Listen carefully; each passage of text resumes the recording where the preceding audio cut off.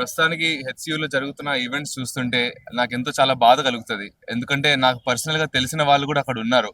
వాళ్ళు ఉన్నా లేకపోయినా కూడా వాస్తవానికి ఒక గవర్నమెంట్ అంటే, ఒక డెమోక్రసీ అంటే ఎవరో ఒక్కడు అందరిని కంట్రోల్ చేయకుండా అందరూ అందరి మంచి కోసం కంట్రోల్లో ఉండాలి అనే ఒక నాయకుడిని ఎంచుకుంటారు.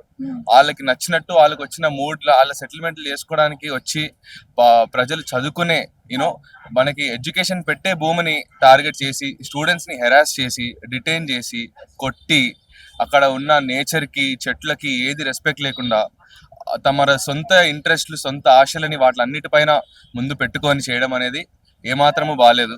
అది అందరికీ తెలిసిందే. న్యాయం అనేది రావాలి. నేనైతే 100% స్టూడెంట్స్ వైపు ఉన్నాను. నేను చేయగలిగే సహాయం మేబీ నా ఒపీనియన్ ఎక్స్ప్రెస్ చేయడమే. సో నేను అంతవరకే చేస్తున్నాను ప్రస్తుతానికి. ప్రజల్ని అడిగినట్టు తెలిస్తే అంటే ఇదంతా ఫేక్ అని చెప్తున్నారు కదా సార్. ఏది ఇక్కడ హెచ్సియు ల్యాండ్ గురించి జరిగే ఇష్యూ అంతా ఫేక్ అని చెప్తున్నారు ప్రజలంతా. ఫేక్ అని ఎలా అవుతుందండి? ప్రజలు కూడా ఏది పడితే అది మాట్లాడకుండా కొంచెం రీసెర్చ్ చేసి మాట్లాడాలి.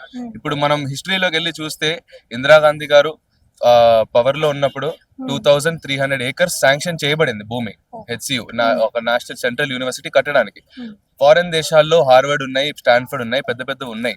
వాళ్ళకి ఎన్నో వేల ఎకరాల్లో ల్యాండ్స్ ఉన్నాయి, ఎడ్యుకేషన్ ఉంది. మన దగ్గర కూడా ఎందుకు ఉండకూడదు అనే మంచి ఆలోచనతో ఇవ్వబడిన భూమి అది. కాకపోతే దాన్ని రిజిస్టర్ చేసుకోవడం జరగలేదు. ఇది మనకు తెలిసిన విషయమే. అది దాంట్లో అబద్ధం ఏం లేదు. వెళ్ళి చెక్ చేసుకుంటే అన్ని రికార్డ్స్ ఉంటాయి. చేయకపోవడం వల్ల ఇతర వాళ్ళకి ఆపర్చునిటీ వచ్చింది ఇట్లాగా చేయడానికి. సో ఇప్పుడు జరిగింది ఏదో జరిగింది, కానీ ఎంతకైనా ఎన్ని టెక్నికాలిటీస్ అయినా మనం అయితే స్టూడెంట్స్ వైపు ఉండాలి. ఎడ్యుకేషన్ అనేది ఆగకూడదు. హెచ్యూ నుంచి ఎంతో ఎడ్యుకేషన్ గా బెనిఫిట్ అవుతుంది సొసైటీ. సో మనం కూడా స్టూడెంట్స్ వైపు ఉండాలి. ఆ ఇష్యూ వాళ్ళ వైపే పలికేలాగా మనం సపోర్ట్ చేయాలి. మనం డిమాండ్ చేయాలి గవర్నమెంట్. మనం అడిగితేనే ఏదైనా జరుగుతుంది. మనం అడగంది జరగదు. గొడవ పెట్టాలి.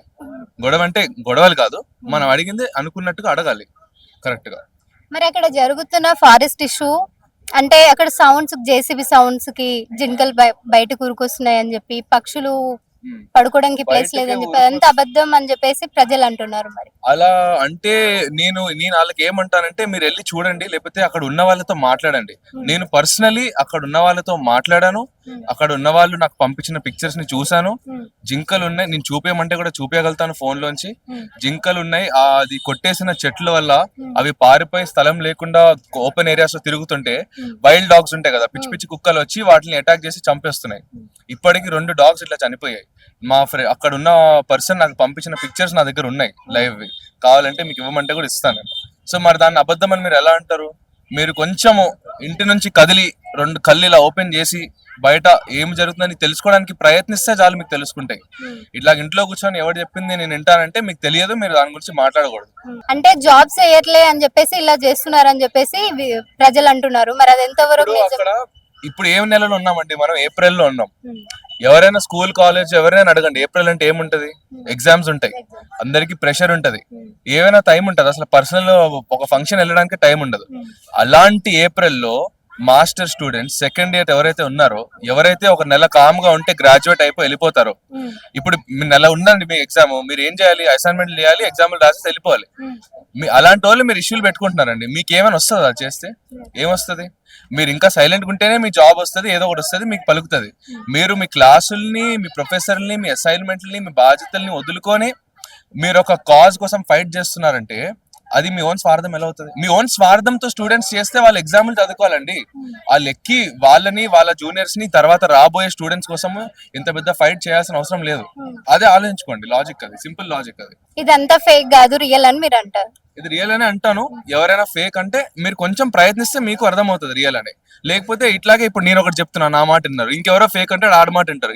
ఆడ అని మీరు ఆలోచించుకుంటా కూర్చుంటే మీకు ఏమీ తెలియకుండా ఉంటారు. మీరు ఏం మాట్లాడకండి అట్లాంటి వాళ్ళు. సార్ మరి మీకు హెచ్సియు ఇష్యూ ఏమన్నా ఐడియా ఉందా సార్? అంటే హైదరాబాద్ యూనివర్సిటీలో విద్యార్థులు ఒక భూములను లాగేసుకుంటున్నారు అని చెప్పేసి రేవంత్ సార్ గారి పైన గత కొన్ని రోజుల నుండి చర్చలు జరగడం మొదలైనాయి కదా. మరి మీకు ఏమన్నా ఇప్పుడు అంటే ప్రతిపక్ష వాళ్ళు కావాలని బురద జల్లే రాజకీయాలకు ఎక్కడ వశపడక నేను ఇంత అభివృద్ధి చేసుకుంటూ పోతుండు, రేపు మాకి అసలు మమ్మల్ని జనాలు ఏడా మర్చిపోతారా అని చెప్పి వాళ్ళు ఒక విద్యార్థులను వాళ్ళే సృష్టించి వాళ్ళకి సంబంధించిన విద్యార్థి సంఘాలను వాళ్ళ ద్వారా ఇవన్నీ చేస్తున్నారని మేము అనుకుంటున్నాం.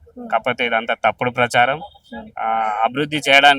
అభివృద్ధి కోసం ఖచ్చితంగా భూమిలు అంటే ఆ భూములను అంటే గుట్టలు చెట్లు పుట్టలు ఉన్న భూములను అభివృద్ధిలోకి తీసుకొచ్చి డెవలప్మెంట్ చేస్తా అంటే దానికి అందరు సహకరించాలి. కానీ వీళ్ళు కావాలని దాన్ని బురద జల్లే రాజకీయం చేస్తారు అనుకుంటున్నాను. ఎందుకంటే రేవంత్ రెడ్డి మీద కావాలని ఇది చేస్తున్నారని మా ఆలోచన. ఆ పక్షులు అరవడం గాని అక్కడ ఉన్న జంతువులకు నివసించడానికి ప్లేస్ లేదని చెప్పేసి తను అంటే అక్కడున్న విద్యార్థులంతా చాలా ఆందోళనకు చెందారు కదా, మరి దానిపైన మీ అభిప్రాయం ఏంటో చెప్పగలరా సార్? Okay madam. అంటే పక్షులు అరవడం అనేది అంటే వీళ్ళు వీళ్ళు చూసారా, వీళ్ళు విద్యార్థులు చూసారా? చూడలేదు. కాబట్టి వీళ్ళు ఏంటంటే కావాలని పక్షులు అరుస్తున్నాయి, ఇవన్నీ జరుగుతున్నాయి అని. అవును మేడం. ఇప్పుడు అవి మామూలుగా అంటే పాడుబడిన భూములను వెలుగులోకి తీసుకొచ్చి అది గవర్నమెంట్ కు మన గవర్నమెంట్ హ్యాండ్ ఓవర్ చేసుకుని డెవలప్మెంట్ కోసం దాన్ని వాడదాం అనుకుంటున్నారు. దానికి సహకరించాలి. డెవలప్మెంట్ కావాలంటే ఖచ్చితంగా ఏదో ఒకటి నష్టం జరుగుతూ ఉంటది. ఆ నష్టాన్ని భూతార్థంలో పెట్టి చూడకుండా పక్షులు చచ్చిపోతున్నాయి, అవి చచ్చిపోతున్నాయి అని కాకుండా అంటే అభివృద్ధికి సహకరించాలి. ఈరోజు హైదరాబాద్ నగరం ఇంత అభివృద్ధి చెందిందంటే ఖచ్చితంగా ఒకటి అభివృద్ధి కావాలంటే ఇంకొకరికి నష్టం జరుగుతూ ఉంటది. ఆ నష్టాన్ని దాన్ని పెద్దగా చేసి ఏమో మరి నష్టం జరుగుతుందని ఆగిపోతే అభివృద్ధి ఆగిపోతుంది. ఖచ్చితంగా అభివృద్ధికి సహకరించాలి. ఆ విద్యార్థులు కూడా సహకరిస్తారు. కాకపోతే అందులో వాళ్ళ సంఘాల నాయకులు అంటే వాళ్ళ పార్టీలకు సంబంధించిన వాళ్ళనే అందులో పెట్టి వాళ్ళు విద్యార్థులు అని చెప్తున్నారు. విద్యార్థులు కానే కాదు, చదువుకున్న వాళ్ళు ఖచ్చితంగా అభివృద్ధికి ఆలోచిస్తారు. చదువుకున్న వాళ్ళు ఖచ్చితంగా ఆలోచన వేరే ఉంటది. కానీ ఇక్కడ వాళ్ళ వేరే ఫేక్ విద్యార్థులను పెట్టి వీళ్ళు విద్యార్థులు ఇట్లా చేస్తున్నారు అని చెప్తున్నారు. అక్కడ రేవంత్ రెడ్డి సార్ గారు ఫుట్బాల్ వెళ్ళడానికి వెళ్ళి భూములు లాగేసుకుంటున్నారు అనేది ఫేక్ అని మీరు అంటారు? Fake madam. అదంతా రేవంత్ రెడ్డి సార్కి అలాంటి ఆలోచన ఉండదు. అండ్ ఎందుకంటే చిన్న స్థాయి నుంచి పైకి వచ్చిన సారు ఒక జెడ్పీటీ స్థాయి నుండి వెళ్ళి ఈరోజు సీఎం అంటే కష్టపడి పైకి వచ్చిండు. అంటే ఒక కష్టం ఒక పేదోడిగా వేస్తుంది. అట్లాంటి వాడు పేదలకు కానీ విద్యార్థులకు కానీ నష్టం చేయడానికి మా ఆలోచన. Thank you sir.